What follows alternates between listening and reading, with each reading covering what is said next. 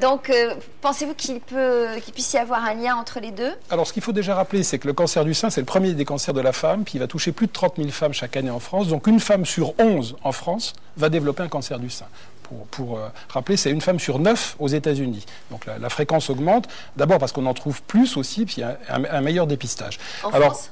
En France, je veux dire, dans tous les pays, il y a un dépistage. Maintenant, de plus en plus, on va faire des mammographies. Oui, on en trouve plus qu'avant. On en trouve plus qu'avant parce qu'on les cherche mieux et je dois dire qu'on les trouve.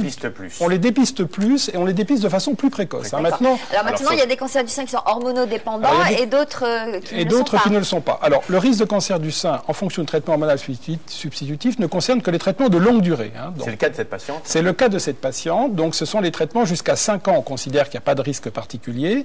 Au-delà de 5 ans, c'est vrai que dans la population traitée par rapport à la population non traitée, dans l'étude américaine comme dans d'autres études, on va trouver un peu plus de cancer du sein au-delà de 5 ans, ou plutôt, j'allais dire, au-delà de 10 ans de traitement. Mais est-ce que c'est pas parce que ces femmes sont plus surveillées que les autres? Tout à fait. Il y a deux explications à ça. Premièrement, l'explication, le traitement est en cause. On n'accuse pas d'ailleurs le traitement de donner un cancer, mais de faire proliférer une lésion préexistante. S'il y a un petit cancer qui ne bouge pas ou qui bouge peu, le traitement va le stimuler. Deuxième explication, le diagnostic plus précoce, comme vous l'avez dit, c'est ce qu'on appelle l'effet dépistage. Vous trouverez toujours un peu plus de lésions chez les femmes traitées. Comme on sait qu'il y a un effet dépistage, la taille moyenne des cancers découverts sous traitement est inférieure à la taille moyenne découverte chez les femmes non traitées parce qu'elles sont mieux surveillées. Et est-ce que ça veut dire que lorsqu'on a des problèmes hormonaux... C'est ça qui est important, c'est effectivement... Parce que ce cancer, on donne des hormones, donc ça va multiplier les hormones du corps. Et donc, comme c'est un cancer hormonodépendant, on a plus de risque d'avoir des cancers, c'est ça qu'il faut dire. Alors multiplier, c'est-à-dire qu'on le donne en carence ovarienne, c'est-à-dire on ne va pas surajouter un traitement hormonal aux sécrétions ovariennes. Donc le traitement ne se donne que quand il y a un tarissement des sécrétions œstrogéniques. C'est-à-dire après la ménopause, c'est un traitement ce qu'on appelle substitutif. Et autrement dit, est-ce qu'on ne pourrait pas faire des analyses à des patientes pour déterminer si elles sont, si les traitements hormonaux sont compatibles avec leur... Alors, on n'a pas, j'allais dire, le meilleur moyen à la limite, c'est l'examen clinique, c'est nos mains sur l'examen et la mammographie. C'est-à-dire que chez les femmes, par exemple, qui ont des mastoses, on a 30% des femmes de plus de 40 ans qui ont des mastoses. C'est quoi une mastose? C'est des seins un petit peu granuleux avec un petit peu de kyste. Et bien à ce moment-là, c'est vrai qu'on va, si on décide d'employer un traitement, on va employer des doses vraiment très faibles qui n'induisent jamais ce qu'on appelle de mastodynie, c'est-à-dire de tension des seins. On va être encore plus prudent et encore plus vigilant. Mais lorsque dans une famille, il y a déjà eu un cancer du sein, là, on ne donne pas de traitement hormonal à la femme? Alors, je rappelle que les cancers génétiques ne représentent que 5 à 10% des cancers de la femme. Donc 90 à 95% des cancers du sein sont des cancers en dehors de toute famille. Donc à ce moment-là, on est encore plus prudent et on tient compte aussi de la psychologie d'une femme qui a eu sa sœur, sa mère qui a eu un cancer du sein. Et c'est vrai qu'elle le perçoit en face de nous. On n'a pas, j'allais dire, une statistique, mais on a une personne avec son vécu, ses émotions.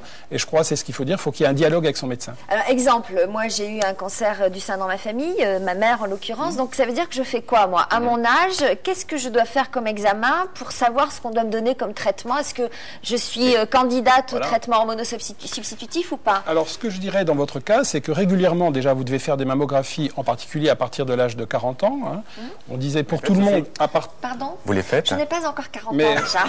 je sais, Sophie, que vous n'avez pas encore 40 ans. Donc, on va faire régulièrement des mammographies, vous surveillez, et au moment où vous arrivez en ménopause, vous voyez, on fera encore beaucoup de progrès d'ici là, c'est dans très très longtemps, eh bien, on va vous faire un bilan pour essayer de voir, de recenser vos troubles, vos problèmes, et essayer de voir si vous êtes candidate, j'allais dire, au traitement, et on sera encore plus vigilant si on décide de vous traiter. Mais est-ce qu'on peut savoir si c'est un cancer génétique ou pas? Si moi, je suis susceptible de développer un cancer ou pas? Parce que vous dites que c'est une infime proportion, mais ça existe quand même. Alors il y a des, analyses, des prises de il y a des sang, analyses, donc on peut rechercher des facteurs génétiques, mais en général, on ne refait cette recherche génétique que quand il y a eu 3 cancers du sein très proches dans la famille, c'est-à-dire au premier degré. Alors, on parle de cancer du sein, mais on parle aussi de cardiovasculaire, de problèmes de cardiaque et d'attaque cérébrale. C'est vrai, ça? Alors, le fait de prendre des traitements hormonaux pourrait exposer les gens, les femmes, à des problèmes de ce type. Alors, ça a été une déception un petit peu dans l'étude américaine. Effectivement, dans le temps, en particulier en France, on donnait des traitements pour la prévention de risques cardiovasculaires. Et c'est vrai que dans l'étude américaine, on a trouvé un petit peu plus d'accidents cardiovasculaires, mais vous l'avez dit tout à l'heure, 70% des femmes de cette étude étaient en surpoids, un tiers étaient obèses, la moitié était fumeuse ou ancienne fumeuse. Donc on a donné des traitements à forte dose chez une femme à risque particulier. Annie-France est là au téléphone avec nous. Bonjour. Bonjour Sophie, bonjour docteur, bonjour à tout le monde. Bonjour. Vous appelez d'où, Annie-France? Villefrisson. C'est où en ça? France. C'est En France. Ah bah oui, bah ça je me doute, mais c'est Non, mais vers, à côté vers le haut, vers le bas. À côté de Blois. À côté de Blois, d'accord. Qu'est-ce qui vous arrive, Annie-France? Eh ben moi, je suis énorme. J'ai grossi avec la ménopause. J'ai pris au moins 10 kilos pour être gentille, quoi. Oui. Et... Vous avez suivi un traitement ou pas? Non, sans traitement. Sans Alors traitement. si j'en prends un et que je regrossis, je vais aller plus vite à rouler qu'à marcher. Ah bon. Pourquoi vous n'avez pas pris de traitement? On vous l'a pas conseillé? Parce que j'ai entendu dire que ça faisait grossir, que ça pouvait développer des cancers. Ouais, donc vous avez hésité. Et oui. Et malgré cela, vous avez grossi. Et malgré, oui, j'ai quand même grossi. Hein. Bon, alors qu'est-ce que aujourd'hui, donc, vous voulez savoir si le fait de suivre un traitement va vous faire grossir encore plus? Parce que bon, bah, j'ai grossi, je dors mal, je transpire beaucoup, j'ai énormément de chaud, mais alors chaud. Est-ce que vous avez changé votre manière de vous alimenter? Non, c'est toujours pareil. Mon diététicien, c'est David Martin. Ah oui, alors je comprends que vous ayez grossi alors. Hein. C'est ça le problème. C'est logique alors. Mais alors là, oui, c'est radical. Mais bon, bah, j'ai pas changé, ça a toujours été lui. Hein. Ouais. Ah bah mais je comprends alors, vous savez, bon, on se parlera hors antenne après, oui. Hein, je vous dirai des trucs. Oui. Qu'est-ce que vous en pensez, docteur? Alors, est-ce que si elle ajoute à cela un traitement hormonal, est-ce que ça va grossir encore plus? Alors je dirais déjà que c'est que l'angoisse de prendre du poids, c'est une angoisse pour toutes les femmes qui viennent nous consulter. Je dirais 99% des patientes nous posent la question, est-ce que je vais prendre du poids? Au moment de la ménopause, c'est vrai qu'il y a souvent traité ou non traité une prise de poids. C'est pas seulement d'ailleurs un problème de kilos, c'est aussi un problème de centimètres. Parce que cette prise de poids n'est pas homogène, elle est quasiment exclusivement abdominale. Donc il y a ce qu'on appelle un embonpoint abdominal, et c'est effectivement, ça inquiète, voire ça traumatise nos patientes. Donc il faut prendre de toute façon des précautions d'hygiène de vie et alimentaire au moment de la ménopause, avec ou sans traitement. Je dirais c'est-à-dire qu'il faut manger moins gras. Annie-France, arrêtez de suivre les recettes de David Martin. C'est bête, plus de beurre, plus de crème fraîche. Voilà, il faut pas faire comme Winston Churchill qui disait, quand l'envie me prend de faire du sport, je m'allonge sur mon lit et j'attends que ça se passe. Donc il faut essayer, j'allais dire, de faire un petit peu d'exercice physique. Et c'est vrai aussi que le regard que la société pose, sur les femmes est beaucoup plus exigeant. Et je me rappelle d'une patiente qui m'avait dit, quand une femme prend du poids à la ménopause, on dit qu'elle se laisse aller. Quand un homme prend du poids à 50 ans, on dit que c'est un bon vivant. Ouais. Donc il y a une injustice sociale. Vous faites du sport? Vous faites du sport? Pas du tout. J'ai mon vélo là dans la chambre, j'en fais. Mais dites donc, Annie-France, alors, qu'est-ce que c'est que cette histoire? Vous faites pas de sport, vous mangez les recettes Mais je fais tout ce qu'il faut pour grossir. Ah bah oui, alors ne vous étonnez pas. Mais bah si, je voudrais moi avoir le beurre, l'argent du beurre et le sourire de la crémière. Justement, peut-être qu'on peut proposer à Annie-France des traitements qui ne soient pas à base de médicaments, mais des traitements à base de plantes. Est-ce que ça peut justement les grossir? Alors, ça serait bien ça, Annie-France, hein? Ah oui, ça serait bien.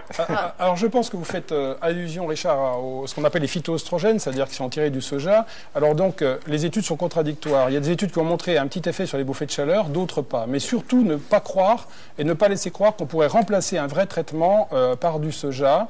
Donc on peut peut-être avoir un petit effet sur les bouffées de chaleur, mais ne demandons pas plus aux phytoestrogènes. D'autre part, si c'est une médecine douce pour la santé, c'est pas une médecine douce pour le portefeuille, parce que ça coûte jusqu'à 2 à 3 fois le prix d'un vrai traitement. D'accord, très bien. Donc, ordonnance pour Marie-France, du sport, à la diète, et puis peut-être un traitement hormonal, pourquoi pas. Peu dosé. Peu dosé. Ah oui, très peu. Alors. Allez, au revoir. Hein, à tout à l'heure. Donc, c'est dans une demi-heure, la recette de David. Hein. D'accord.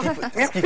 Ce qu'il faut dire, Sophie, c'est qu'aujourd'hui, on a différents dosages. Là, on a apporté sur le plateau différents conditionnements du traitement hormonal. Là, par exemple, on a des gels. On a des gels, on va le voir à l'antenne. Alors on met n'importe où, sur les bras surtout, sur les bras. Donc vous voyez, c'est des gels. Alors là, c'est un placebo, donc on risque rien, mais les femmes le mettent sur les bras. On a aussi. Les bras, parce que c'est là où c'est difficile. Alors on le met sur le bras ou l'avant-bras. Il ne faut pas que Richard le mette, sinon ça risquerait de lui faire pousser la poitrine. Les pectoraux. Pour les hommes, ça risquerait, si on donnait des œstrogènes à un homme, on pourrait avoir une stimulation des glandes mammaires. Donc je pense que ce ne serait pas pareil. À une femme pareil, mais c'est pas le but du traitement. Si on s'en met beaucoup sur les seins, ça fait... On évite la chirurgie esthétique. Tout à fait contre-indiqué.